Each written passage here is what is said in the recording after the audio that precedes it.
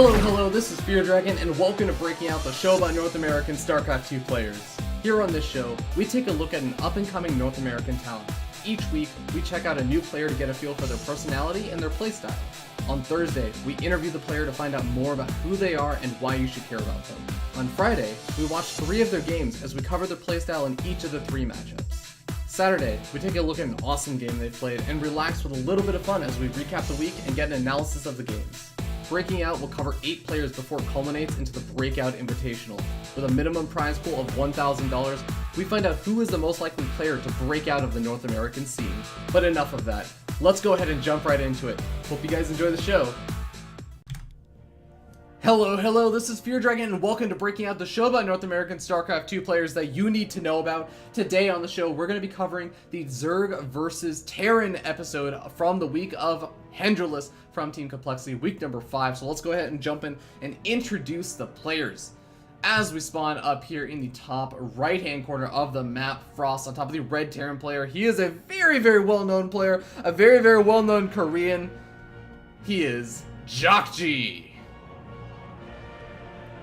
And actually, at the time of recording this, he's actually making a very deep run in a certain little tournament called IEM. So, kind of a badass. Kind of a really big badass. But his opponent is going to be spawning up here in the top left-hand corner of the map as the purple Zerg player representing Team Complexity. It is Complexity's Hendralisk. And Hendralisk did actually play Jokji in this series, actually during the ZvT Cup back in January. I believe it was like January 15th or like something like that, number 159.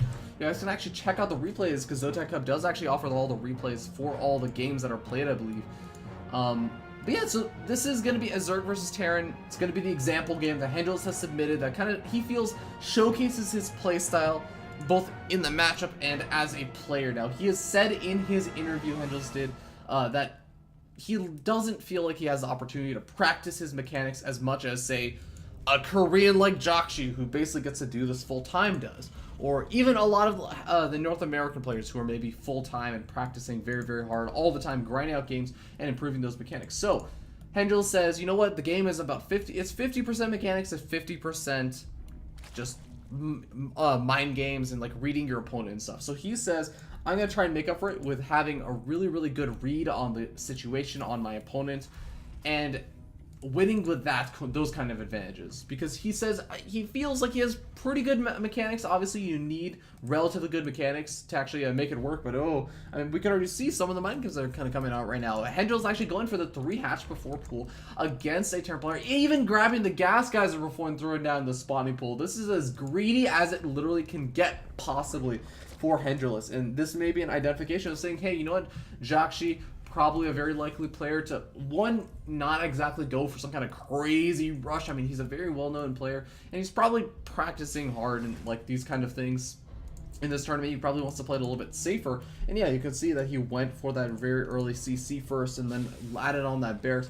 Did end up getting up the gas geyser so he can go for some kind of transition to like a Reaver opening, but actually he's just going to go for the early Marine, and this, again, is also an identification, I think, for the map of Frost, where it's a 4-player map, that chances that you're going to get any kind of super duper early aggression is a little bit lower, just because you have to scout out your opponent first, and there's 3 different locations that they could spawn. So if you scout the blast and you're going for early aggression, it's a very unfortunate situation. So and that's all identification. Hendralisk's gonna, I think that he should be able to actually just get away with it at this point, as honestly the 30th hatchery is going to be finishing up in a second, and Jokji just doesn't look like he's going to have any capabilities for aggression, much less actually scout out what is going on. He has actually not even sent out a single unit to go scout out. He's actually just going to be waiting until his initial 2 Hellions pop out, as he's just now building that reactor, building that factory, and just kind of powering up to that good old Terran macro mode.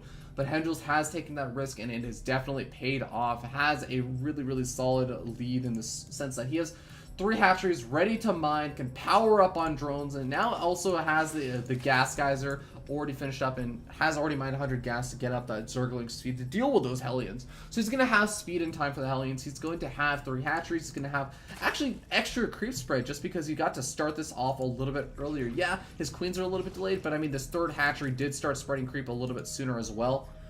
So that just makes it a little bit easier to connect those two bases and to get the good defense. And I think this is actually a really good choice, because if you think about it, there's not really a close by third expansion for a Zerg player to take. I mean, this is about the closest third expansion that you can really take between here, and that's still a pretty long distance, so it's hard to move the queens back and forth between that area. This kind of area is also pretty close, but I feel like it only really looks that way just because he's already kind of gotten that creep spread out a pretty good way. So yeah, the creep spread is actually going to be connected completely by the time that those Hellions actually pop out and actually make their way across the map, which they are doing actually right now. So we'll have to see how does Joxy kind of respond once he sees, oh man, your third expansion is already connected to your natural with creep and everything. Well, he's actually going to be following us up with a very, very old school style of play for Terran. I mean, this is like the ultimate standard from Wings of Liberty. You go for a reactor Hellion opening after, you know, maybe a CC first, oftentimes just a 1-Rax expansion, but then you followed up with Cloak Banshees. And the reason why this was such a popular play back in Wings of Liberty is just because it allows you to shut down the creep spread. It keeps all those queens at the front, because you want those queens to deal with the Hellions. You don't want just pure speedlings, because pure speedlings obviously take a substantial amount of damage from those Hellions. You have to be very, very careful about that. Whereas, at the same time, the Banshees can actually move in from the backside where there's not going to be the Queens anymore, because the Queens are at the front, and they can start to do a little bit of damage on their own. And it can actually be a very, very annoying thing to deal with. You either deny a bunch of creep spread, or you get a bunch of drone kills, or you kill off Queens.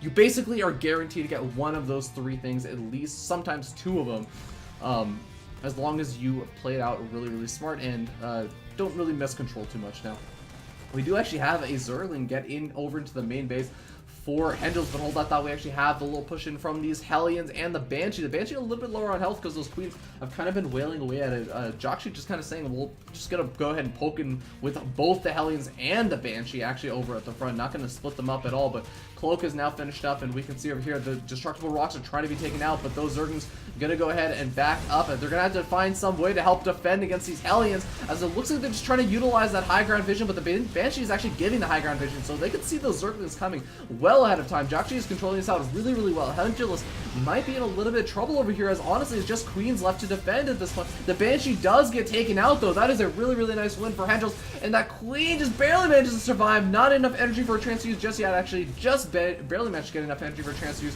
And now that other Queen looks like it wants to get back into the fight as Transfuse does go down, but this Banshee is going completely undetected for a little bit, but now it does make its way into the Sport Crawler, and nice Transfuse does come out and manages to save that Queen. But once again, this Banshee is being very, very annoying, as these Hellions are as well. But now that the Roaches are out, these Hellions are going to become much less of a problem. That gives these Queens a little bit more space to try and deal with this Banshee. The Banshee going to continue to be annoying, but the Cloak energy is out. That means that these Queens can easily just push back this Banshee. Oh, Joxy has to be careful not to lose the Banshee. Does end up losing it. Some nice pickoffs over there for Hendralisk. A little bit of a mistake over there from Joxy. But at the end of all that, let's see where we end up. I mean, behind this, these two players, obviously, they're really great players. They've been able to actually get up macro and, you know, an economy and upgrades, etc. behind all this. We can see double evolution chambers haven't gone down for Hendralisk over here. So he's starting to get up at least one of the upgrades. He needs to start up that Carapace upgrade at some point soon. But it looks like he's a little bit distracted, trying to deal with all this kind of push-ins over at the front, and he's actually going for a lot of other plays. He's actually getting Ventral Sacks, which is in fact the Overlord drop for the Zerg Overlords, and that is going to be really, really interesting. I'm curious what he's going to be planning with that. This may be an identification to say, hey, my opponent is going for Hellions and Banshees. That definitely indicates that he's looking to go for some sort of mech style play, because he's still producing Hellions. It's not like he just opened up with Hellions or Reactor Hellions, as a lot of bio players do, and transition out into getting up Stam and Combat Shields, etc. after you have like 6 Hellions made. No, there's still a lot of Hellions to be produced. So he's saying, you know what? I'm going to deal with that with drops, because if you drop a bunch of Roaches on top of a mech army, there's really not a lot of anti-air to kill off the Overlords in time. And then those Siege Shanks become so much less useful because they can't really utilize the splash damage, because they have to unsiege to deal with the Roaches that are being dropped on top of them. Otherwise, they're just doing splash damage to each other. And that is the worst case situation, where you're basically killing off your own units. You're helping your opponent massacre your army. So Ventral Sacks is going to be a really great response, and a really kind of unorthodox response to the mech style of play. I'm really looking forward to seeing how this is going to go, as now it looks like Ventral Sacks is just finishing up, as well as that Overlord speed has already finished up. The Roaches are already in position to be loaded up Where is he going to be going for the drop? He could actually even just go for a drop straight into the main base and try and do a little bit of damage over there. And just based on the angle that he's kind of moving all these roaches along at, this could very well be the case. He's even kind of poaching ahead with a couple of these zerglings, wants to make sure these overlords do not get scattered. That could be a huge reveal of exactly what he's planning, and it could force Joxy into a much better position where he could unsiege. He would give him time to unsiege his siege tanks, get him into a nice position, and kind of get them ready for that big roach drop. But all the roaches are loaded up. They're moving in. It looks like this barracks is going to scout out all these overlords. What does Joxy do? How is he going to respond? He's sieging up these siege tanks down over by this bottom side. Oh, this is going to be an interesting decision, as it looks like I feel like Hendralisk could actually just drop over to the main base. The Banshee's going to be very, very annoying. That's going to put a timer on this push, as they're going to be able to constantly wail away at all these roaches without any kind of anti-air existing for Hendralisk. That's going to be very, very difficult to actually, make this continuous bit of aggression. Having some kind of interesting roach micro going up as he picks up some of those roaches that he had already dropped off, and he's going to try and do a little bit of damage in the main base, but a majority of those roaches actually do manage to get cleaned up, and the siege tanks that are still sieged up actually do manage to get taken off. Some queens are actually in the mix as well, so they could actually go after some of those banshees. But is there an overseer? There's two overseers now over here, but the queen's very, very low on that energy, can't really afford to transfuse. They're target firing down those banshees. The banshees are end up falling, or do end up falling for the most part, but there's still a single banshee left over. The roaches have managed to take out a majority of the siege tanks, but two managed to stay alive in the backside, and the remainder of the Hellbats and the Hellions managed to push back these roaches of Hendralisk. But behind Hendralisk has been able to safely secure that fourth expansion. He's been able to trade a lot of that army with Joxy, and that means that Joxy, he has a mech army. Mech armies are hard to replenish because it takes a long time to get out those siege tanks. It takes a lot of gas, and it's not easy to just immediately have another army ready to deal with another wave of aggression. And you can see over here that, I mean, Hendralisk already is reproducing those roaches rather quickly. He's producing more roaches, and is ready for round two. A very small round two, I'll admit, but still a round two nonetheless. And this is going to be something that Joxy is going to have some trouble dealing with. Now, he has managed to squander up a good number of siege tanks. Siege tanks are definitely the ideal situation, or ideal unit to have against a lot of these roaches. And he's actually going to push Hendralisk back from that early little bit of aggression at the front. But Hendralisk has actually loaded up two more overlords full of roaches, going to be dropping in the main base for a little bit of harassment. This is something you don't see very often, but it's a ton of fun to see, because Terran players just don't prepare for drops against Zerg players. I mean, they don't get up a bunch of, I don't even know, missile turrets. I don't even know if missile turrets will actually be that effective. Overlords have so much health to actually soak up those missile turret shots. And I mean, I do actually want to note that we did have a Spire actually go down behind all this for Hendralisk, so this could actually transition into Mutalisk tech. So there is actually a missile turret over in the main base, probably to try and deal with the Mutalisk. But roaches are now getting dropped over here in the main base. There is actually Burrow as well, so if he takes out that missile turret, he can actually go for a little bit of Burrow play, just be as annoying as possible. That is exactly what he's going to do. Force out a couple of those scans, kind of hurt the economy indirectly, because those roaches' lives are basically forfeit at this point. You might as well force out as much of the economic damage as possible. And we have Hendralisk continue to just produce massive, massive numbers of roaches, sitting on 2-1 upgrades, going for that +2 armor just now. Hendralisk really just doesn't want to transition out from this roach check, and it's kind of interesting. I can kind of understand why. I mean, it's been pretty successful against this army for the most part, but the siege tank count from Joxy is getting pretty gosh darn high. I feel like he's going to need to transition out very soon. One overlord does get taken out by that missile turret with a full round of roaches. The roaches are now dropping off though, and all these siege tanks actually doing a ton of splash damage to the Hellbats, to his opponent's siege tanks. The queens all get taken out rather quickly, and Joxy going to be able to clean that up, maintaining a majority of his siege tanks. He did end up losing, I think, around 4 of them and a lot of Hellbats, but Joxy definitely got the better end of that engagement. Just look at the units lost out, and you can see that, honestly, Hendralisk is not trading super cost-effectively anymore. Even as gas-intensive as those units for Joxy are, he needs to come up with some sort of alternative tech. And that alternative tech is actually going to be the Mutalisk, and this is going to be actually really, really strong, because you think about the one thing that he's been doing, he's been forcing Joxy to get a lot of siege tanks, a lot of Hellbats, and not actually that much anti-air. I mean, yeah, he has that missile turret there. Awesome. What's that missile turret going to do against the 20-some Mutalisk that Hendralisk is just going to be popping out into this game with? And Joxy really just doesn't have much of a response. He's going for the 4th expansion, but how on earth is he going to actually defend this? He has the Banshees going to be vulnerable. He has three Vikings. Three Vikings is really not going to be able to do a whole lot. Those are actually going to get picked off almost immediately, as now we end up seeing 2 more Overlords full of roaches, kind of just taking out some of the missile turrets, taking out the sensor tower. That's actually a really smart decision, as the sensor tower is going to be something that Joxy could use to try and keep an eye on where those beetles are coming from. That's going to be very, very annoying. And Joxy is going to go ahead and actually immediately rebuild it. No, he's actually did not opt to rebuild it. Kind of interesting decision, but where are those beetles waiting? Oh my god, actually, oh, Hendralisk is actually hiding the Mutalisks from Joxy, just trying to pull them up. So he's going to come out with a massive number of Mutalisks, rather than try and say, hey, surprise, I have some Mutalisks, and Joxy's going to be like, oh darn, I didn't have enough time to transition out. No, he's going to come in with 30, 40 Mutalisks, and look at this army. Look at this army. What in the world does this army do against 30 to 40 Mutalisks? Yeah, Joxy's building up a bank, but do his units actually produce fast enough to deal with that kind of giant Mutalisk transition? I don't think so.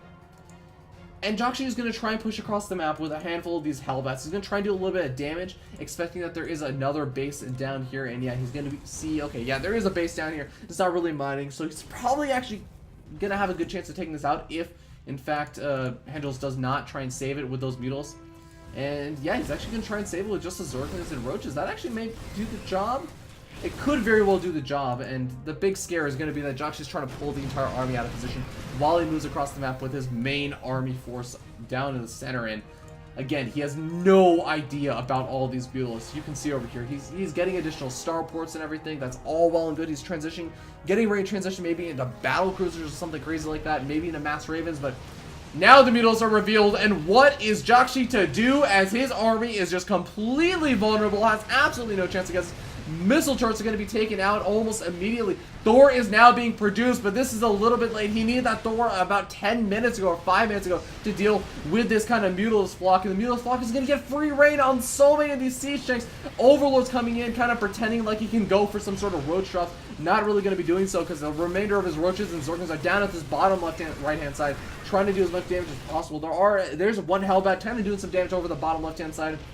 But honestly, it's not going to be really a whole lot of damage to be done over there, as the main damage is being done by these Beetles, taking out all these command centers that Joxy was just making, saying, well, I feel to be in a very comfortable position. I have a huge bank, so let me make up some bunch of command centers so I can drop down a ton of mules and sacrifice SCVs. And he didn't realize that he was going to lose so much of his army during that whole big transition into the Mutalisks. And now we actually have, let's see, 46 Mutalisks out on the map.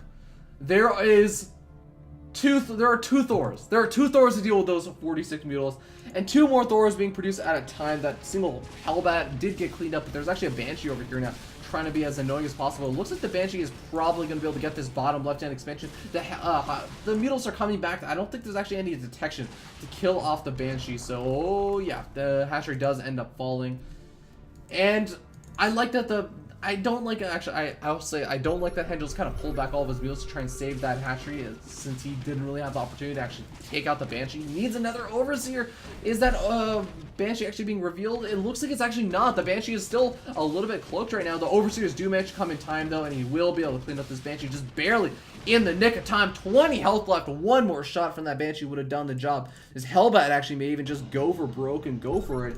I think that he can actually one-shot that hatchery right now. We'll not be able to do it very soon, but still going to be a prime target for a little bit later on. But I mean, how's that Thor count looking right now? 5 Thors on the map right now, 5 Vikings as well, but is that going to be enough? I just don't know. The magic boxing going to need to happen from Hendralisk as he moves in, starts to focus fire down some of those Thors, starts to split up his Mutalisks a little bit. He's doing a pretty good job of it. There's a lot of missile turrets over here, though, and Hendralisk is actually losing a lot of his Mutalisks. This is a really, really good defense from Joxy, given the situation. But there are still a massive number of Mutalisks left over, 31 Mutalisks left over, and that's going to deny the mining over here for this 4th expansion. There's even a burrowed Zergling. I don't actually think that burrowed Zergling is blocking that hatchery. I'm pretty certain it's not, but the big concern also is that this expansion over here is going to be completely undefended against these Beetles. The SCV count just kind of got ravaged over there. As you can see, 32 SCVs do remain, and this command center is not phased at all by this single Zergling. A little bit unfortunate, but still, Joxy is really, really going to be hurting on the economic front right now. His mined out of his main base, mined out of his natural expansion, and very soon going to have a very difficult time mining from this expansion with how many mules he's being thrown down. He's going to be able to survive for a little bit longer. Oh, getting some great shots off with those Thors. The mules have to be so careful, but he's doing a good job of splitting them up now. Focus firing down those Thors. Once the Thors and the missile turrets are taken out, there's not going to be any kind of anti-air to actually defend this 4th expansion. The 4th expansion is now completely vulnerable. The SCVs and the mules trying to retreat out, but the planetary fortress cannot lift off. It cannot retreat. It goes down. And we have now a 4 or 5 base Zerg player. I believe he's at least mining off of 2 bases right now against a 2 base Terran that's not mining at all. And this is about as ideal of a situation I could get for Hendralisk at this point. He's maintained his beetle slot. That big tech transition, honestly, has been the big story of this game, where he hid those beetles. He said, you know what, I'm just going to make sure you can't really prepare for this, because how in the world do you prepare for 40-some beetles? I mean, you're a mech army. It takes you such a long time to move across the map that, honestly, by the time you actually get a chance to build up your army to a massive enough number to feel comfortable to move across the map, I will already have 40 mules that you just are going to be completely unprepared for. Even if Joxy had 2 or 3 Thors during that big push, it would have helped out and maybe been able to kill off some of these mules. It would have made it so it wasn't complete free pickings, but still it would not have been enough to really handle that kind of mules count. So it was a really smart decision, just a really good mind game going on from Hendralisk, and it's really paid off even in later stages. Joxy is trying to hold strong, but I mean, I just don't see how we ever really manage to defend this kind of expansion unless he gets some amazingly lucky Widowvine shots off or something that just massacres and decimates this Mutil's flock very soon, because Joxy, God, he even had trying to take out Overlords that are laying down creep to deny that expansion with those Thors, and that takes quite a bit of time. You can see over here the expansion once again kind of stopped from mining at all, and very soon I feel like Hendralisk is going to be able to push in. He's kind of building up that count of units. He's getting up to 188 supply, just denying this expansion time and time again. Looks like he's going to be able to get a complete pickoff on that command center. I believe that actually may have even been the main basic command center. No. He actually looks like Hendralisk still has, or sorry, Joxy still has that main base command center. He still actually has quite a few command centers, but he's starting to run thin on them. Hendralisk actually doesn't really care anymore, because he's just charging in, he's taking out the Thors, and honestly, I'm expecting a good game after this big push in. The Mules are clumping up a lot, but I guess he just has enough DPS that he can kind of focus fire down these Thors. GG gets called, and despite the fact that the Mules flock has been reduced to, what, 16 Mules with Morg about to be losing their lives to that Thor shot, it looks like that's not going to matter, because Joxy realizes there's just no way he can really muster up another army. GG gets called, and that is going to put an end to the Zerg versus Terran. So really great display of Hendralisk's kind of mind games and his really kind of, I guess, strategic play and thought process in the game to really take the big advantage against a very well known and very well recognized, very well respected Korean Terran player, Joxy, who honestly, like, made it so far also in IEM Katowice. I'm probably pronouncing that wrong, but I mean, he's an amazing Codes Terran player. So the fact that Hendralisk is able to take this series, he does end up taking this series actually 2-1 from the ZvT Cup. Again, this is a tournament game, is really impressive. But with that being said, that's going to put an end to the Zerg versus Terran from the week of Hendralisk. We're going to be moving into the Zerg versus Protoss. If you're on YouTube, you can actually just go ahead and look on the channel and find that Zerg versus Protoss. It's already around somewhere. If you're over on Twitch watching this on twitch.tv/FearDragon64, just go ahead and wait. We're going to go into a short little break. Go ahead and during that break, give a follow over to Hendralisk. Maybe consider following the channel, etc. We will be right back with the Zerg versus Protoss, so don't go anywhere.